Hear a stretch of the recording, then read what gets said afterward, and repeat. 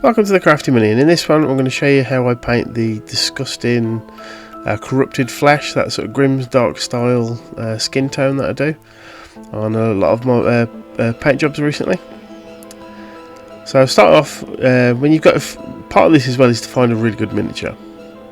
Something that looks grimdarky and has a lot of character to it. Now once you've got that, first thing you do is you want to base coat all the flesh with a dark umber, or a very reddy brown, deep reddy brown, and that's the first part. Now after that it goes into various steps. Right, the first step is I like to use either an extremely thin down watered purple, or in this case I've recently got my hand on a little pot of the purple contrast. So starting off with that, you cover the entire miniature, make sure that it's not on too thick. And yeah, it's going to spread around, it's not going to look very neat, and this will be an ongoing thing you'll see with each layer. But as the process continues, it comes through and you get this really nice finished, mottled, sort of pallid, disgusting flesh. So get this all over and then it's on to the next one.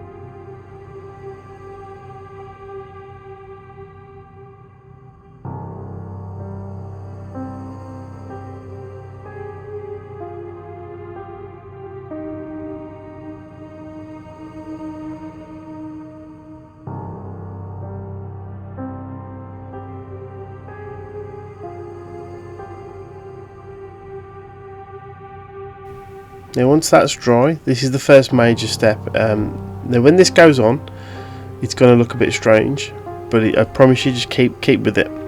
So this is whatever your predominant flesh colour. So for this I'm using Tan Flesh by Pro Acryl.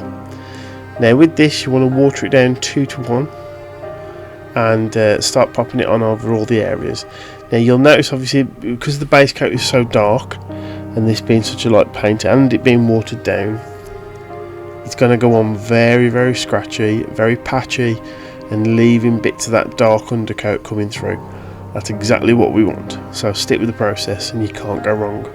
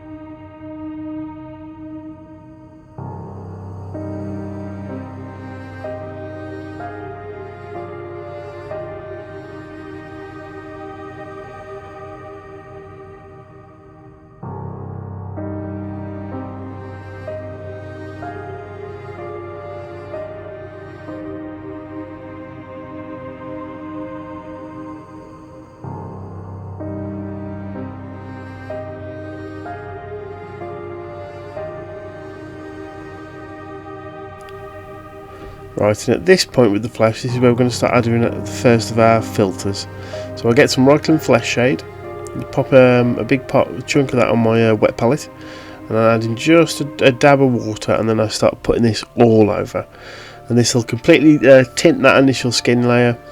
It'll give you a nice bit of vibrancy. It also sinks into some of the recesses, and that sort of reddish pinky colour that Acryl Flesh shade has, when it goes over things like the purple and even some of the brown that might be on there from the initial base coat, it tints them and it makes the skin look that a little bit scratchy and a bit more transparent, which is the idea I'm going for. I'm just going to build up multiple layers.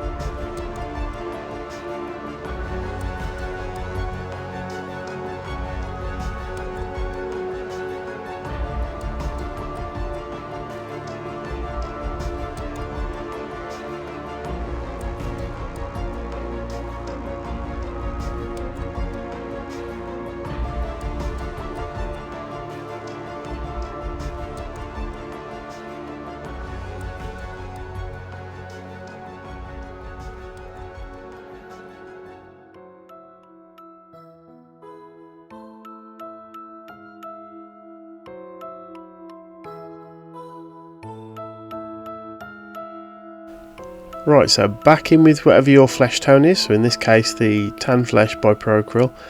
Same again, water it down, and now I'm just sticking to the raised areas, picking out the detail, but again scratching it on, not being too deliberate with it, and making sure it doesn't go on really thick. And you can see here I'm just using the brush to almost feather it on, and because we're adding more washes in a moment, it's okay if you do go over some of those dark recessed areas, but the idea of this is to build up that initial highlight layer.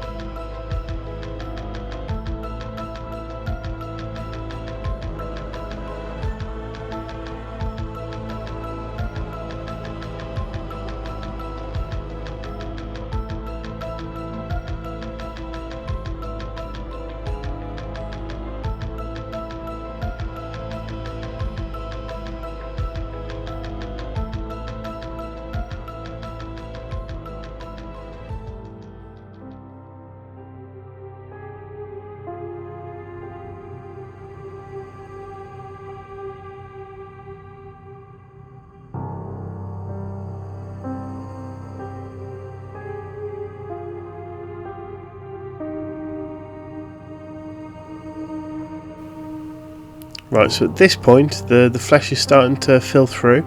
You've still got some of those original colours filtering from the back, like the purples and the browns, and a little bit of that pinkish hue from the Acryl Flesh shade. So at this point it's back in now with the whatever flesh tone you've got. In this instance you'll see now I'm being a lot more deliberate. I'm going in, I'm picking out the really fine details.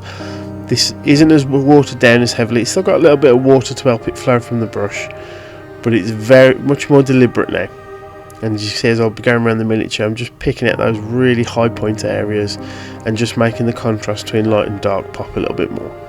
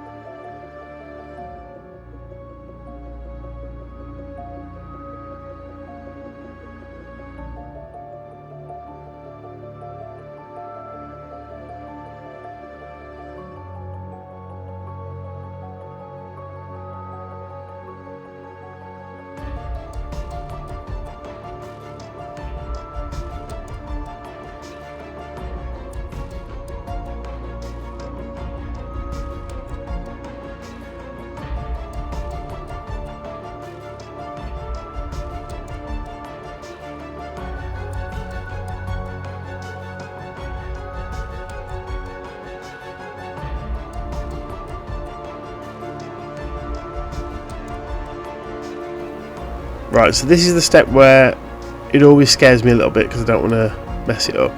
But again, just keep trusting it and it will work. So I get some of the Chthonian shade from Citadel, which is like a green wash, and I make sure I heavily water that down, 2 parts water to 1 part shade, and then I patch this on all over. So I'm using my brush in strokes in certain areas. If it goes on too heavy, wipe it off with my finger, but in the darker recesses it goes on, and then across the big flat areas of the skin I'm just feathering it on, and this will just give that really nice sickly colour that we want to this sort of quote unquote grimdark flesh style.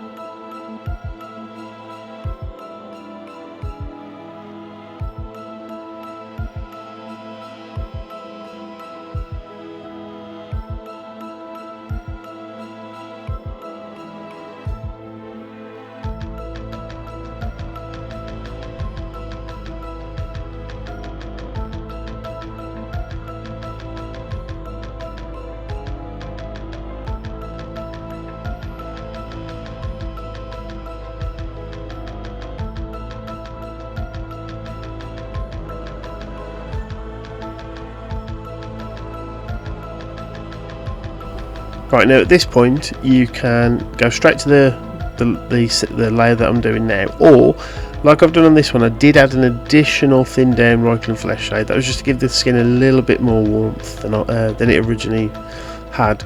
But again, you can skip the extra flesh shade step and go straight onto this. So the idea of this layer now is anywhere where the miniature's got like wounds, or in this case it's got these areas of metal armour that are rubbing up against the the fat flesh, so obviously it would cause irritation if you imagine it was like a realistic monster. So now I'm going around those sort of sharper edges of the armour, the shoulder pad, around the sort of flabby parts of the neck where the helmet would be rubbing, and I'm just doing an extremely heavy watered down glaze of this burnt red. Just going out, picking out certain areas, picking out the extra bits of wound that are on the skin as well, where the skin's been pulled tight and sort of stapled shut. Anything like that where it just adds that a bit of extra character and a bit more battle damage. Now when that step dries, you can go in again, and I sometimes do for the heavier parts where it looks like it's really, like where it would be really badly worn, so around the neck and that part of the shoulder pad I'm painting now, that'll get another layer, and it just adds that sort of aggravated flesh look to the actual skin.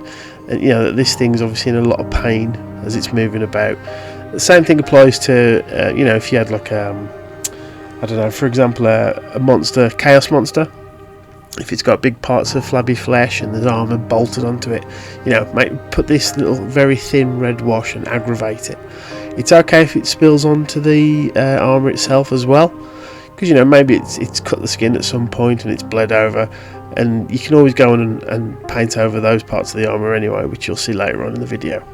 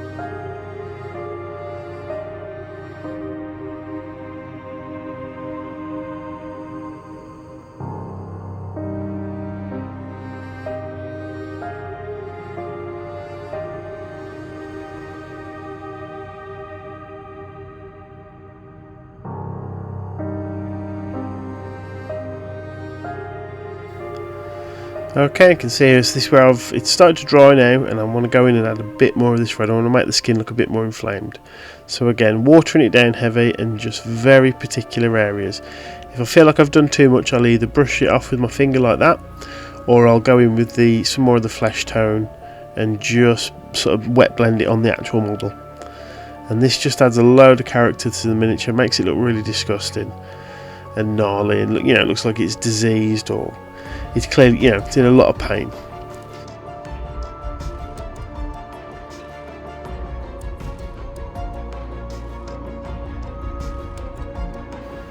And then once you're happy with the skin, perhaps the most important rule is stop. Take a look at it. I'll then go, like for me personally with this miniature, I went in, finished off the armour, then looked, and there's a few places where the red was a bit too much, so I went back in with the flesh and then a flesh shade wash on the top. And yeah, that's how I do my sort of corrupted Grimdark Flesh. So here's a couple of the close-ups of the miniature. Again, massive thanks to Rum and Razor Miniatures for selling me this. This is a beautiful miniature. Those rust effect paints as well are looking amazing whenever I put them on and work with them. Learning more and more as I go with those. But yeah, thank you very much guys. Hope you've enjoyed the video, and we'll see you on the next one. Cheers.